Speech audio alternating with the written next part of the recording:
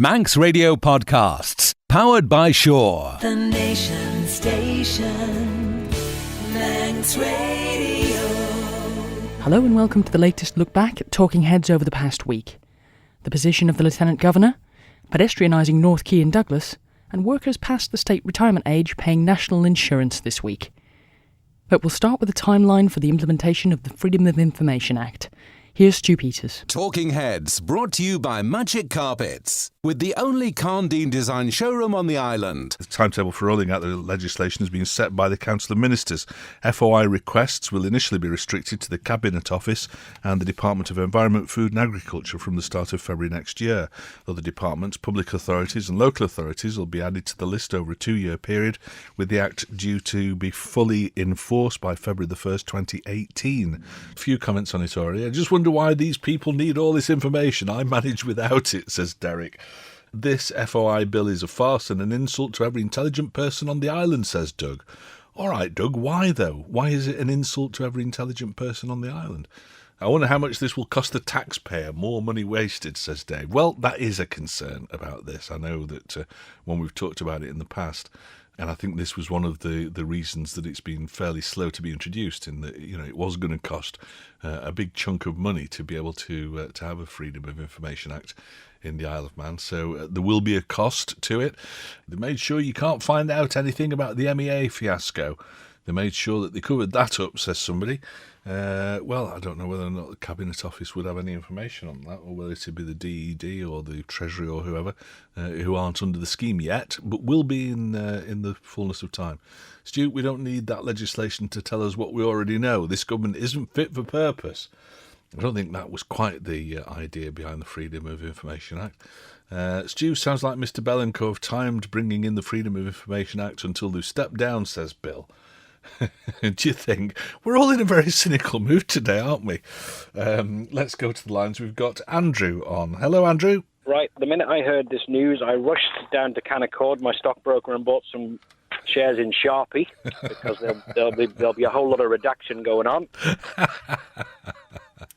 I'd like to use the Scooby-Doo analogy here that, it may give departments a little bit more reason to be accountable in the fact that, though if it wasn't for those pesky FOI people, we would have got away with this. Right. So that might be an interesting thing in the background, not to take shortcuts or do it, get up to so much shenanigans, because it could potentially be revealed. It'll all be on the record and people have got access to it, yeah.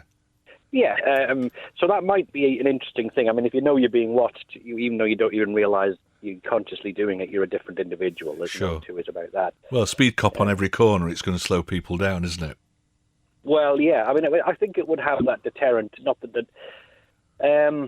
So my Sharpie shares are sound for a while now.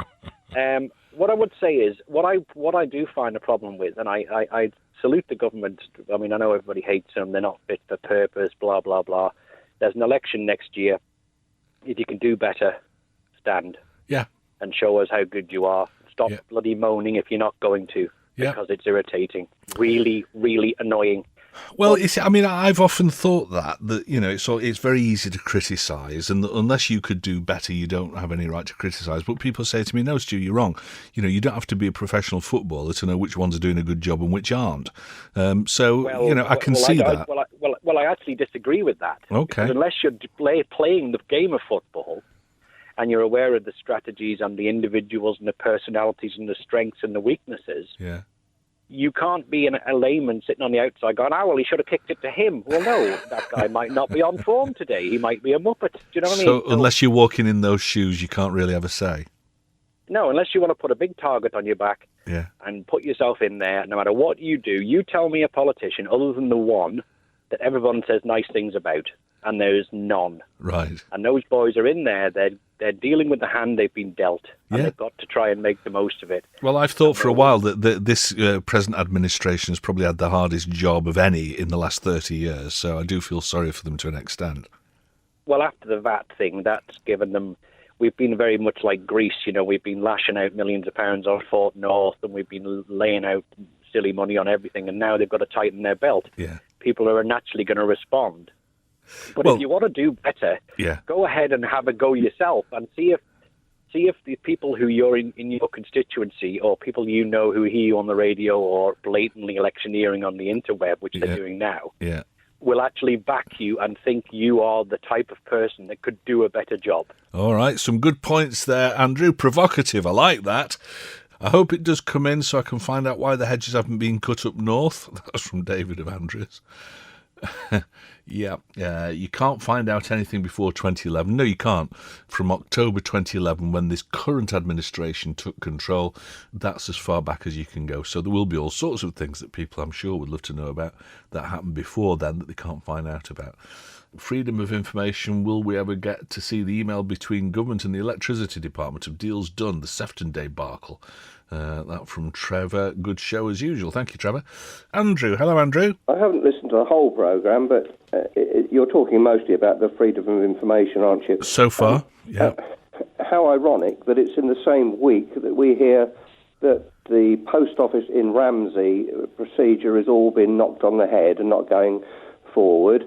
Now, if you think about this, at the very start of that, there was a secret, unminuted meeting between Mr. Tier, Mr. Bell and the Post Office Board, at which they weren't having open tenders, and it was designated to about 4 or 5, all secretly done.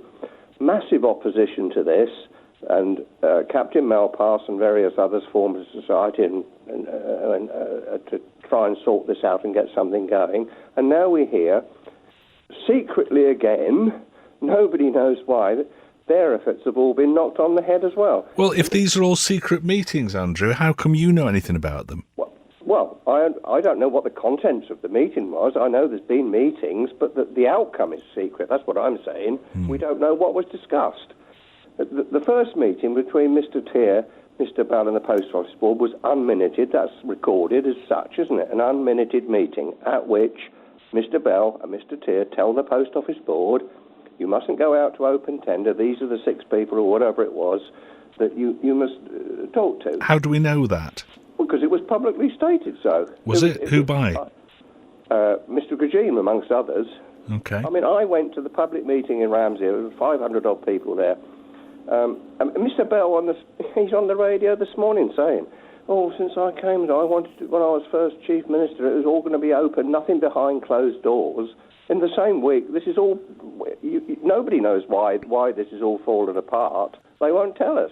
So when the FOI Act comes in and is applicable to this, would you be putting an application in for the information? Of course I would. I think all those who got involved in trying to ensure that the Ramsey Post Office stayed in the courthouse, and there were a lot of people put a lot of effort and time in it. Absolutely, yeah. I think we should be entitled to know why all that effort has been wasted. Yeah. We've been given no reason whatsoever as to why those matters can't go forward, as Captain Malpass tried. Okay, fair dues.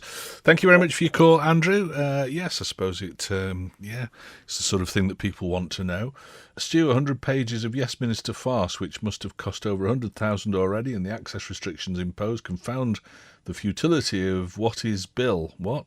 Many of today's problems are the result of foolish past decisions where the voice of the public's been ignored, says Doug. Well, yeah, but I mean, there'll also be lots of decisions that have been taken because the voice of the public's been listened to and it was wrong. You know, people are very self-interested, and isn't that why we employ politicians, to take decisions which are often difficult, but with the good of the nation at heart? The Nation Station, Manx Radio. Should air displays be banned over land? There are worries that new flying restrictions for air shows imposed after the Shoreham disaster at the weekend might actually pose a bigger risk to pilots. It's estimated that at least 11 people died when a plane crashed performing aerobatics, and now the Civil Aviation Authority is banning such manoeuvres by vintage jets over land. Should air displays be banned over land permanently, or would that create even more problems? Albert says, Stu, I'm sure that there are people on the island watching developments carefully with Britain's air regulator having banned vintage air displays over land. That certainly limits venues, and there won't be many as ideal as good old Derby, with further vantage points at, say, the Point of Ayre, or even up on the mountain. On the mountain it'd be quite good for Derby, I think.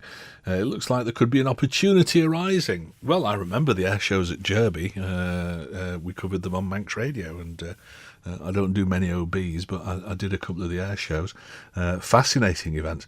The only trouble with that is, I mean, especially if you've got something like a Hawker jet, and that even if you're flying along the coast doing the display, if it all goes horribly wrong and the guy's got to get out of it, it could still crash in Peel, for example. It's got to come down somewhere, and there's no guarantee it's going to come down over the sea.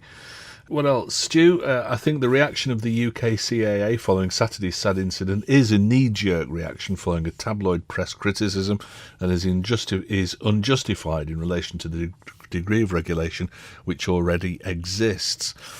Well, certainly as a private pilot, I'm aware of the huge amount of regulation that there is to do with any form of flying, and certainly air displays. The XH558 people who fly the preserved Vulcan bomber released a statement which explains the situation very succinctly. And they say the Civil Aviation Authority safety standards that must be met by all major civil air displays in the UK are among the very highest in the world. All air display arrangements, including the pilots and aircraft, must meet rigorous safety requirements and are regularly reviewed to ensure they provide the highest possible levels of protection. At Shoreham, we've always taken those safety arrangements very seriously. The team at Shoreham have many years of experience in running air shows throughout the UK, and all aircraft have to be certificated, and all pilots authorised by the CAA before they're allowed to undertake display routines at any air show. The air show itself has to meet rigorous safety standards that are laid down by the CAA, who review these on an ongoing basis, end quote. And then John goes on to finish, if I understand correctly, it matters not whether a plane is preserved, whether it's new or old, or whether it's privately owned, commercially owned, or owned by a preservation group. All planes going into the sky have to be properly certified as airworthy, and no one category will therefore have a higher risk of failure in the air than any other. Good, some very good thoughts there, John. Thank you very much for getting in touch about that. Somebody who knows about air displays, because he helped organise the Manx Festival of Aviation, is our friend Paul the pilot. I mean, a very sad event at Shoreham, obviously, but do you think that everybody's a bit too quick to ban everything? I think, it's a real tragedy, and it's terrible that so many people have lost their lives. But I do think also that there is a major knee-jerk reaction to this. I was listening to part of the interview before, and the CAP 403, the sort of the air show Bible, if you like, it is very stringent on what you can and what you cannot do. For instance, you have to have 2 display lines over an airfield, one for piston or propeller-driven aircraft and the other for fast jet aircraft. And there's no turns allowed towards the crowd. You have to commence a display, I think it was 550 metres from the crowd line for a fast jet. And there's a very tight box in which to work from. But the thing is, I mean, I heard one of the contributors saying, well, the people involved in who lost their lives, sadly, had no, they weren't attending the air show, they weren't there, they happened to be in the proximity of the airfield. Yeah. And because the jet, for whatever reason, crashed, they've subsequently lost their lives. But, that can happen driving past any airfield. An aircraft could be coming in with engine trouble or anything on just a normal day of the week. It doesn't necessarily follow that because it's an air show that a situation like that's going to arise. Yeah. It seems, I mean, normally people are a little bit sort of recalcitrant in terms of coming forward with any changes at times like this. It seems that they're very quick to jump in. Is it just that in the modern world people have got to be seen to be doing something all the time? I think there's that. I think that's the nub of it really, Stu. I mean, if you go back to the 50s, there was the John Derry incident. I don't know if you recall that. John Derry was a remarkably talented pilot, and he was displaying it was the prototype of the Sea Vixen in Farnborough around about 1953, and he executed his trademark, what is called the John Derry turn. Yeah. Unfortunately, the aircraft broke up mid-turn. John Derry lost his life, but then fragments of the engine and the aircraft went into the crowd, and I think it killed maybe 20 or 30 people in the crowd. Yeah. But back in those days, we just got on with the show. It was like Le Mans. An hour later, there's another aircraft in the air. Yeah, the I can't remember which year it was when a car went off at Le Mans on the main straight and killed numbers of spectators. There is always a risk, and I thought that one of the sensible questions that came through in that interview that I just played was that the people that were on the road. If you go to an air show, then to an extent you know that you're going to something where there is some sort of risk, even though it's controlled. If you're just driving past, then you're not complicit in that necessarily. I think that an amount of risk is what makes a lot of things enjoyable, isn't it? Of course it is, and to be honest, you are going to get if it saves just one life brigade on, coming out of the woodwork saying, oh no, we could do that. I mean, they wouldn't be happy until everything's closed and you can't leave your home. They give huge amount of enjoyment to hundreds and hundreds of thousands of people throughout the summer in air show. It's a spectacular event on a nice day. I remember up at Derby when we got the weather right. There was nowhere I'd rather have been than there enjoying it. All right, Paul, good talking to you. Thank you for calling today. It's nice to talk to somebody who's got specific experience in these areas. Maria called. I know the area it happened well. She says, I think air shows should be banned. Oh, really? Because they don't know if something's going to happen. Well, none of us ever know if anything's going to happen. Think of those families. They weren't even at the display. They were just travelling on the road. Yes, that's a fair point. Over the sea or something else if they have to, but I say no. And I think the air show coming up in a couple of weeks' time should be cancelled as a mark of respect. I disagree with you. I think that if you looked at the chances, the probability of things going wrong, I think you're probably 10,000 times more likely to be killed crossing the road than you are by an aeroplane. But that's just my point of view on this. Stu, in relation to the airshow accident, this now very reactionary world has forgotten that something happens. I can't say that word, even though you've put dollar signs in instead of the S's. Regards from Mark. Thank you, Mark. Well, it does. Accidents will happen, won't they? And yes, we need to do all that we can to try and minimise them. But Stu, I've seen more than one photo of the Hunter from different angles which appear to show what looked like hydraulic fluid leaking from beneath the aircraft, says Brian. On the news last night it was said that one problem they had was that the ejector seat was still live, had to be made safe before they could move it. That means that the pilot could have got out and left the aircraft to its own devices, but chose not to. As long as roads pass close to airfields, there's always a risk. An engine failure could have a similar result. Remember the Boeing 777 at Heathrow that almost came down on the road? Fortunately, glider pilot at the controls, and that was a very modern aircraft, says Brian. Yep, true. If you can't display aircraft in populated areas, you might as well just close airports that are in populated areas. Gatwick, Heathrow, etc., says Jenny. Sensible point, yeah. The plane can have all the certificates they want, but at the end of the day, at least 11 innocent people with nothing to do with that display are being incinerated in the cars. So what if a few air displays are postponed till we find out the cause? I think those poor people deserve at least that, says Alan. OK, well, I suppose it's a valid point. Talking Heads, brought to you by Magic Carpets, with the only Carndine design showroom on the island. You're listening to the latest Talking Heads podcast, featuring highlights from the programme over the past week. The Nation Station, Manx Radio. Should those who've reached retirement age but continue to work also continue to pay national insurance contributions? The proposal to remove the age exemption was first announced in the Treasury Minister's budget speech in February, and last week a consultation was launched asking for views on the idea. It's a short consultation document featuring only 4 questions, which aims to garner opinion on the broad principle of national insurance contributions for workers over state pension age. Catherine Nicholl spoke to Treasury Minister Eddie Tear about the proposals. We're trying to get people's views and opinions on whether those who are over state retirement age should continue to pay national health insurance contributions in their own capacity. Their employer does pay national health insurance contributions regardless of the age of the employee. But having said that, what we're not suggesting is that people continue to pay the same rate, but it's the principle. Should they pay some type of national health insurance contribution? Now, on the face of it, it seems like a fairly simple question. Should people who continue to work continue to pay into the system, if you like?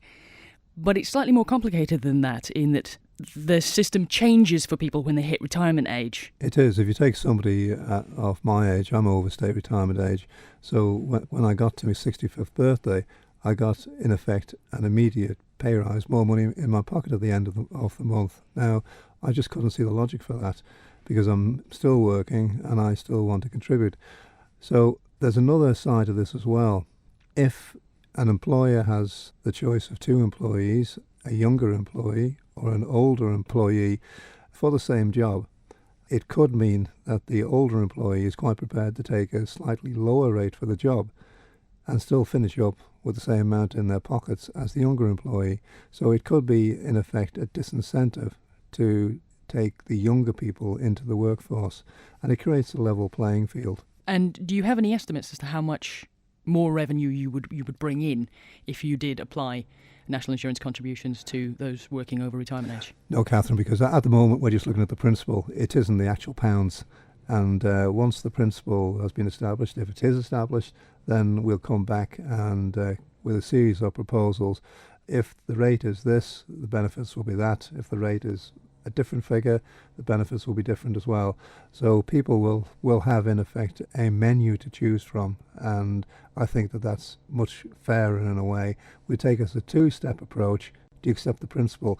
Rather than us expending our resources on working up a scheme that just gets thrown straight out through the door. Treasury Minister Eddie Teare interviewed there by Catherine Nicholl. You can find the details of that consultation by visiting the government website, and it's at allthews.gov.im/consultations. Should all workers continue to pay national insurance contributions, or is it right that those who've reached state retirement age are exempt? If your entitlement to benefits reduces as you reach retirement age, shouldn't you pay less into the scheme? This from Anne. She says, Stu, I think we should pay it if we're still working. Can never understand why it was stopped. Well, I expect it was one of those things, Anne, that when there was loads of money sloshing around the system in the Isle of Man, some politician who wanted to get re-elected decided it to be a good idea. And it was one of the. It strikes me that we've had an awful lot of things in the past given away because there was plenty of money in the system, and that's great. I mean, that's, you know, if a government does that, then good for them, really. But I think that now that times are tight and belts are being tightened constantly, I think they're looking at all these things that are nice to have but not essential, and seeing whether or not they can backtrack on them. And I presume that this is one of those.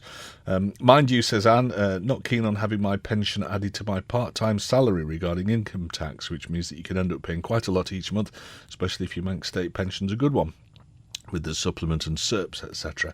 But I guess we're all living longer and are having a better and healthy standard of living than many did 70 years ago. Yes, we should pay national insurance, says Anne. Thank you. Pragmatic view. Mr. Teare, sort out the bloat and waste in your own backyard before once again fleecing the public, says somebody anonymously. Stu, why is Mr. Teare victimising the retired? Has he some sort of a grudge against humanity? Well, he's beyond retirement age himself, as he said. You should be asking why the retired need to work. Time we had somebody sensible in Treasury, Chris Thomas, for instance. Cheers, says William. There's no guarantee that Chris Thomas would do anything different, to be fair about it. Bob called, no, they shouldn't pay, really. The government are looking to take the tax threshold up for tax to take a lot of pensioners out of the tax bracket, but now they want them to pay national insurance. So they're taking away tax but charging more national insurance. It's as broad as it is long. I see where you're coming from on this. The employer already has to buy the contributions anyway. They're taking with one hand and giving back with the other. Well, aren't governments good at that? National insurance, Stu, as mentioned in the interview, there is a shortfall between what is paid in and what is paid out. Forget the National Insurance Fund, Eddie. If you want to go for a real shortfall of what's paid in and what's paid out, just concentrate on government employees' pensions. Most, if not all, of the problems on this island will be solved if that particular peccadillo was sorted out, says Albert.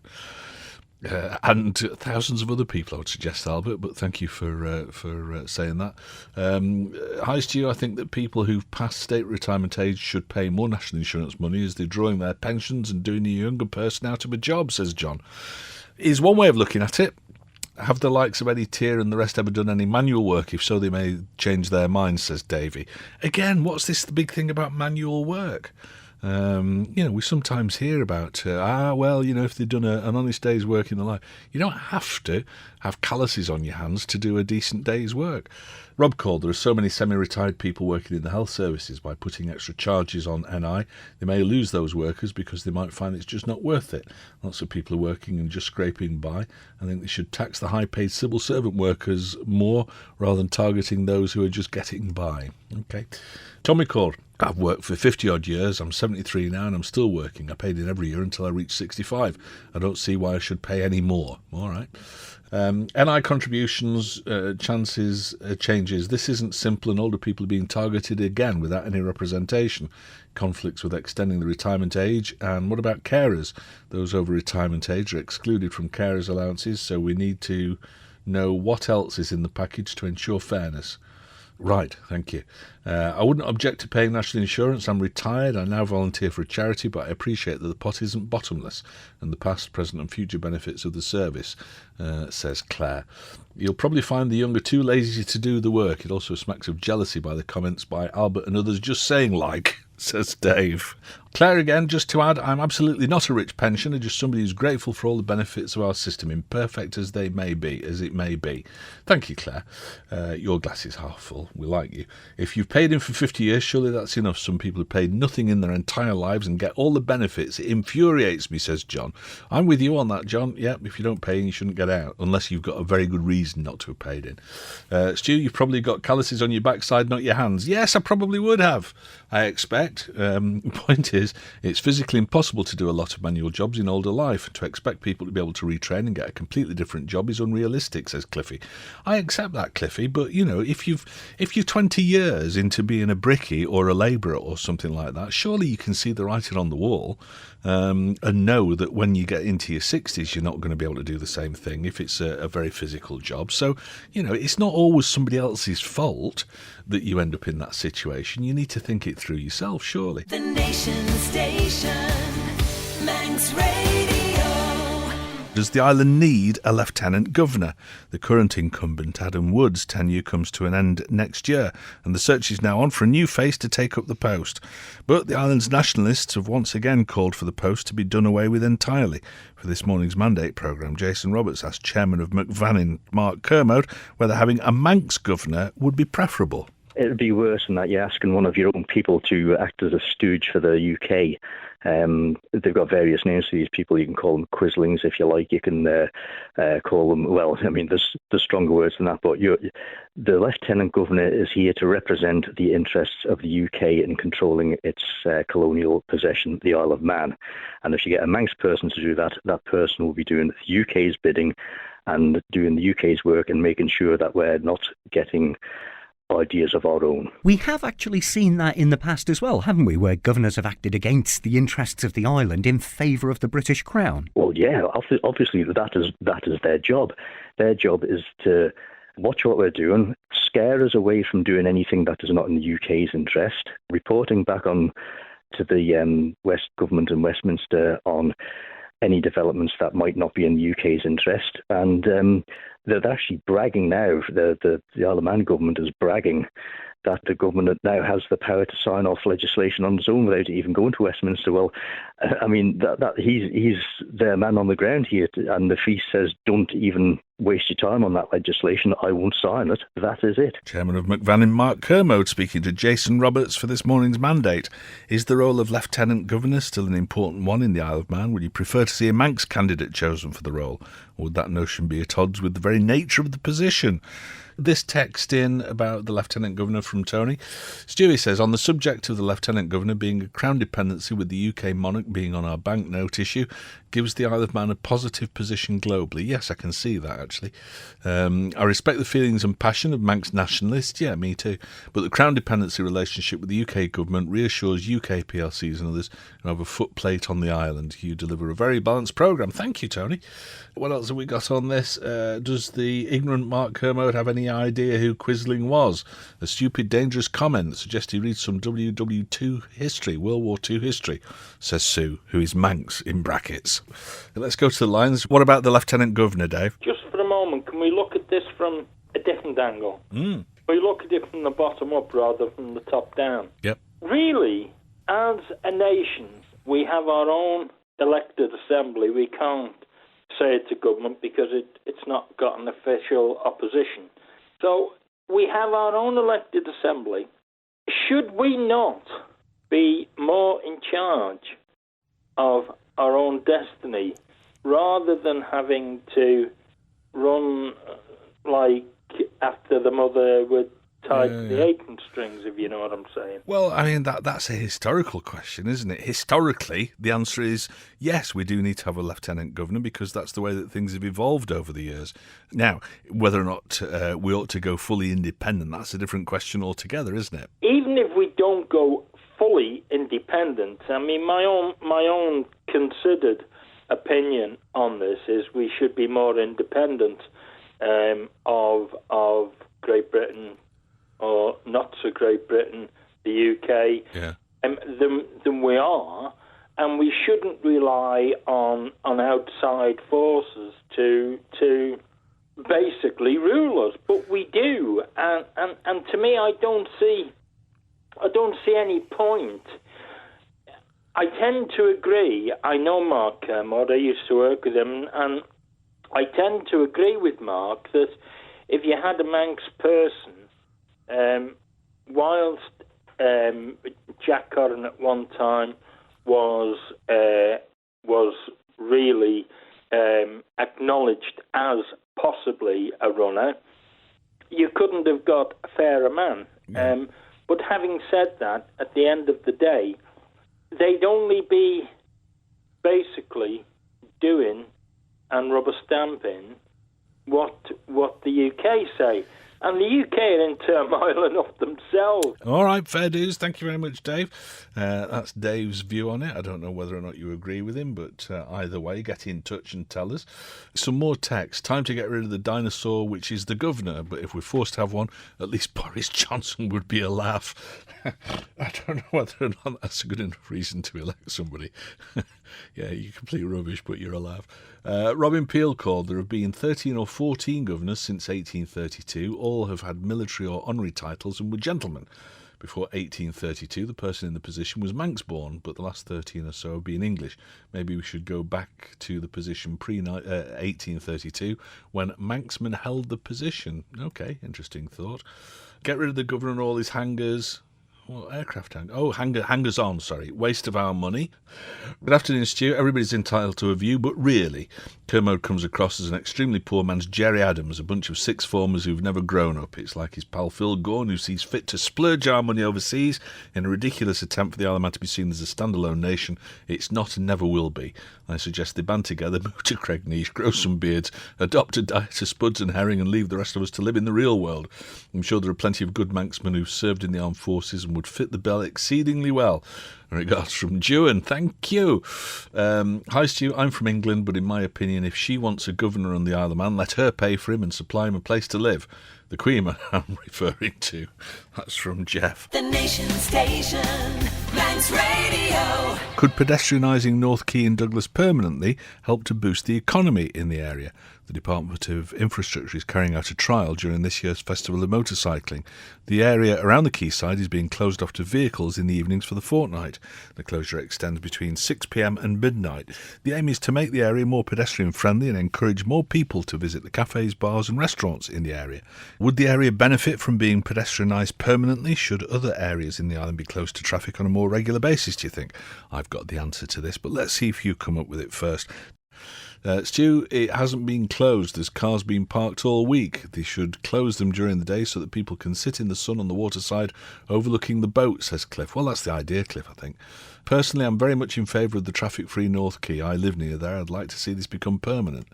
It might help if more taxis use the taxi rank by the Barbary Coast to bring more pedestrians to the area, says Terry Kay. Come on, Stu, them barn pots. Should have made this decision when they were putting all the new sandstone walkways down a couple of years ago. Now they'll rip them up and match the new ones for the new walkway. It makes my blood boil. I'm incredulous on this one, says Jonesy. Would this not preclude disabled and older people unable to walk far, and especially during inclement weather, asks Joe. South Quay needs sorting out first. It's an eyesore. It is, isn't it? It detracts from any sort of view that you get from the North Quay. How about a rate break or other building tax breaks to encourage some investment over on that side? Let's go to line 5. We've got our friend Sylvia on. Hi, Sylvia. I was just thinking, why don't they can't sell the Summerland site. They've tried hard enough. They're still trying, I think. Yes, well, it smells around there terribly. Yeah, it does. Yeah, they say it doesn't, but it does.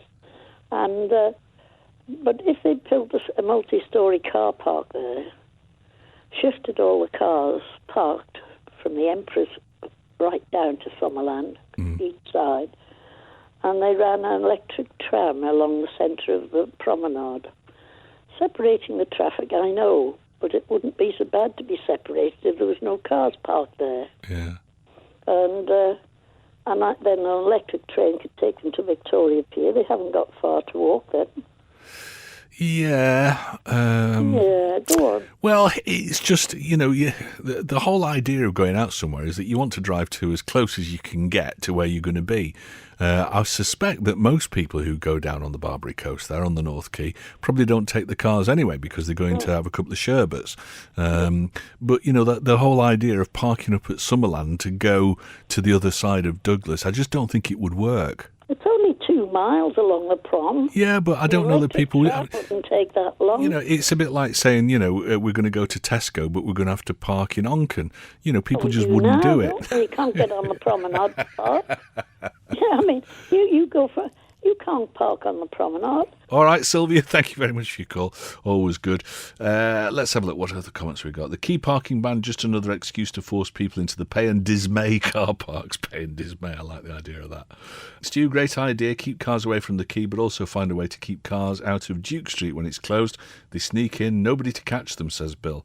Well, I think they're allowed on there after 6 o'clock, so it's not a case of catching them, I don't think.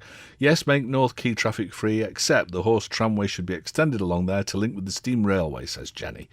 Stu, let's get this blinking prom sorted first. It's like driving chitty chitty bang bang down there. That's from Miles. Thank you, Miles. Stu, parking on North Quay is in the designated bays only. Cars have been illegally parked on the slabs next to the stainless steel railings in the evenings, and hence said slabs are broken and having to be replaced. Phil Gorn's department's now looking into stopping illegal parking. By the way, there's a massive car park 50 yards away next to the Barbary Coast Eatery, says Emma. Yes, there is. The old bus station site there, big car park. Stu, years ago when North Quay was planned, the very expensive model in the planning department showed the horse trams along the quayside to the steam trains. I wonder if this is going to be a new master plan, might waste more money and, of course, keep the DOI in work, or don't give them ideas. Andrew called, make a park and ride scheme, parking at the Summerland site and a bus, not tram, to take people right into the centre of Douglas. Stu, it was only a short while ago that Douglas Corporation wanted to charge firms for having tables outside their shops. I think they still do. I think it's about £300 to get a permit. We looked at it. Will this still apply on the quay? Also, each time I've driven down the quay, I've seen drinkers throwing bottles and glasses into the harbour. Really? And what about the seagulls bombing potential diners? These properties have seating within. There's no need to have them cluttering up the outside space as well, says Mal. Oh, come on, Mal. Get a bit more cosmopolitan. It's lovely sitting outside watching the gulls wheeling and dancing above you, ducking out the way of them. Talking Heads, brought to you by Magic Carpets, with the only Carndine design showroom on the island. That's it for the latest look back at Talking Heads. As ever, our thanks to everyone who took part in the programme. If you'd like to have your say, you can call, text or email between midday and 2 p.m. on weekdays, or join the debate on the Facebook page, Talking Heads with Stu Peters. You can access each day's programme in full using the on-demand section of the Manx Radio website, and you'll also find a daily update of what's up for discussion on the programme each day on the website too. You can also keep up to date with that information by liking the Facebook page or following Stu Manx on Twitter.